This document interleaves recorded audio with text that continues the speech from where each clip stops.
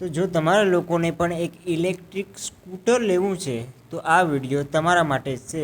અને હું ગુજરાતીઓને ગુજરાતીની ભાષામાં એકદમ સરળ રીતે સમજાવીશ કે કેવી રીતના તમારા એક સ્કૂટરને, એક ઇલેક્ટ્રિક સ્કૂટરને બેસિકલી કઈ રીતના તમે લોકો ખરીદી શકો. હું બેસિક 2-3 વાતો હું તમને લોકોને સમજાવવા માગીશ, જેથી કરીને તમે એકદમ સહેલું પડે. તમારે જો સ્કૂટર લેવું હોય, એક ઇલેક્ટ્રિક સ્કૂટર લેવું હોય તો બહુ સહેલું પડે. આ 3 બાબતોને જો તમે લોકો ધ્યાનમાં રાખશો તો. હવે સૌથી પહેલાં અહીંયા આપણે લોકોને જોવા મળે છે કે ભાઈ તમે માર્કેટની અંદર ઇલેક્ટ્રિક સ્કૂટર લેવા જાઓ તો ઘણા બધા મલકના ઇલેક્ટ્રિક સ્કૂટર આપણે લોકોને જોવા મળી જાય છે. ઘણા બધા લોકલ બ્રાન્ડ પણ આપણે લોકોને આની અંદર જોવા મળી જાય છે. પણ એક વસ્તુનું તમારે હંમેશા ધ્યાનમાં રાખવાનું છે. પહેલી બાબત એ છે કે એક વસ્તુ હંમેશા ધ્યાન રાખજો કે તમે કોઈ પણ સ્કૂટર લેવા જાઓ, એ સ્કૂટરની જે ક્વોલિટી છે, જે એ બ્રાન્ડ છે, કે પછી એની આફ્ટર સેલ સર્વિસ છે, એ બધું તમારે જોઈને લેવાનું છે. કેમ કે ઇલેક્ટ્રિક વસ્તુનો કોઈ પણ જાતનો ભરોસો નથી હોતો, કોઈ પણ જાતની ગેરંટી આપણે લોકોને જોવા મળતી નથી. ગમે એ હોય, તમારા ઘરની અંદર પાણીની મોટર હોય એ પણ ક્યારેક ક્યારેક ભરી જતી હોય, તો એ જ ટાઈપનું સિચ્યુએશન આપણે લોકોને આની અંદર પણ જોવા મળે છે. આની અંદર જ મોટર સિસ્ટમ હોય છે, બેટરી આપણે લોકોને જોવા મળે છે, વાયરિંગ ઘણી બધી આપણે લોકોને જોવા મળે છે. એ કેવી ક્વોલિટીની છે, બેટરી કેવી ક્વોલિટીની છે, એને આપણે વારંવાર ચાર્જ કરવાના છે.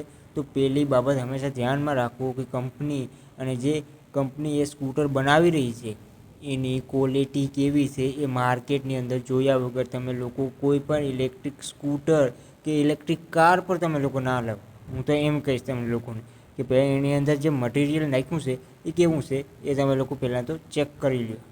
બીજી બાબત, આપણે લોકોને કેટલા ડિસ્ટન્સ લગણ આપણી જે સ્કૂટર છે બેસિકલી આપણે કેટલા ડિસ્ટન્સ સુધી ચલાવવાના છે. હવે આમાં ઘણા બધા લોકો એવા હશે જેને માર્કેટમાં જવું હશે કે પોતાના જે સિટીમાં રહે છે એ સિટીની અંદર થોડાક ડિસ્ટન્સ સુધી જવું હોય, 50 કિલોમીટર, 40 કિલોમીટર, 60 કિલોમીટર એટલે સુધી એને ખરીદી કરવા કે કોઈ શોપિંગ કરવા કે રોજ એ જે કામમાં જતા હોય એવું કામ કરવા માટે એને કાયમી માટે જોતી હોય, એવા લોકો ઘણા બધા હશે. તો અહીંયા તમારા લોકોનું જોવાનું છે કે તમારે કેટલા કિલોમીટર રોજ કાપવાના છે. હવે તમારે ગમે એટલા કિલોમીટર હોય એ તમારે લોકોને જોઈ લેવાનું છે અને એ હિસાબે તમે લોકો બેટરી પેકને સિલેક્ટ કરી શકો છો. હવે ઘણા બધી સ્કૂટરની અંદર અલગ અલગ બેટરી ઓપ્શન આપણે લોકોને જોવા મળે છે, 1-2 બેટરી ઓપ્શન જે આપણે લોકોને જોવા મળે છે. તો એના હિસાબે તમે લોકો ચેક કરી શકશો, તમે પિક કરી શકશો કે હા આ સ્કૂટર આ બેટરી પેકની સાથે મને એટલાને માઇલેજ એટલા કિલોમીટર લઈ જશે. તો હું થોડુંક એનાથી આપણે લોકોને એ પણ જોવાનું છે કે જે કંપની ક્લેમ કરે છે માઇલેજ કે જે એનો પ્રોપર એ જે ક્લેમ કરે છે એનાથી થોડુંક ઓછું જ આપણે લોકોને જોવા મળશે રિયલ લાઈફની અંદર. તો જો કંપની માની લ્યો કે 100 કિલોમીટરની રેન્જ તમને લોકોને કહેતી હોય તો ઓલમોસ્ટ 80-90 તમે લોકો પકડીને ચાલી શકો છો કે એટલી તો આપણે લોકોને રિયલ લાઈફમાં દઈ દેશે. તો એ રીતના તમારે લોકોને જોવાનું છે કે હા આ રિયલ લાઈફમાં મને કઈ રીતના રેન્જ આપશે. તો એ ટાઈપનું એક બેટરી પેક મારે સિલેક્ટ કરવું જોઈએ.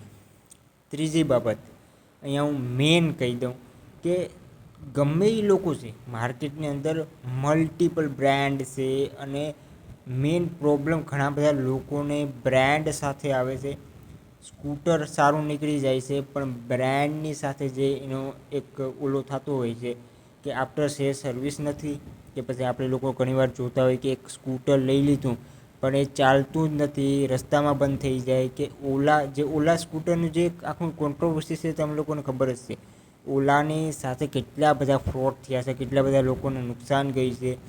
અને એ આપણી સાથે એક એવું ઉદાહરણ છે કે હા માર્કેટની અંદર આપણે લોકો જોઈએ તો ઓલાએ એક એક્ઝામ્પલ સેટ કરી દીધો છે કે જો તમારા લોકોને સ્કૂટર લેવું હોય તો બહુ સમજી વિચારીને લીજો. ઇલેક્ટ્રિક સ્કૂટરની અંદર માર્કેટની અંદર, કારની અંદર તો આખું ગેમ જ અલગ છે.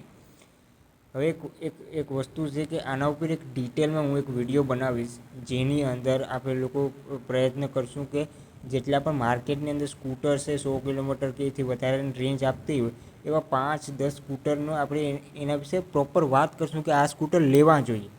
જો તમારા લોકોને એવો વિડીયો જોતો હોય તો કોમેન્ટ કરીને તમે લોકો જણાવી શકશો. આપણે એના ઉપર પણ એક વિડીયો બનાવશું અને પ્રોપર આપણે લોકો કહીશું કે હા આ વિડીયો આ વિડીયોની અંદર આપણે લોકો પ્રોપર કહીશું કે આ સ્કૂટર લેવું જોઈએ, આ સ્કૂટર ના લેવું જોઈએ. કંપની પર સારી એવી પિક કરીને હું તમને લોકોને આપી દઈશ. બસ આ વિડીયોની અંદર એટલું જ. ફરી પાછા આપણે લોકો મળીએ એક નવા વિડીયોની સાથે. ચેનલને સબસ્ક્રાઈબ કરી લેજો આવા જ કોન્ટેન્ટ માટે. ફરી પાછા મળીએ એક નવા વિડીયોની સાથે. આવજો.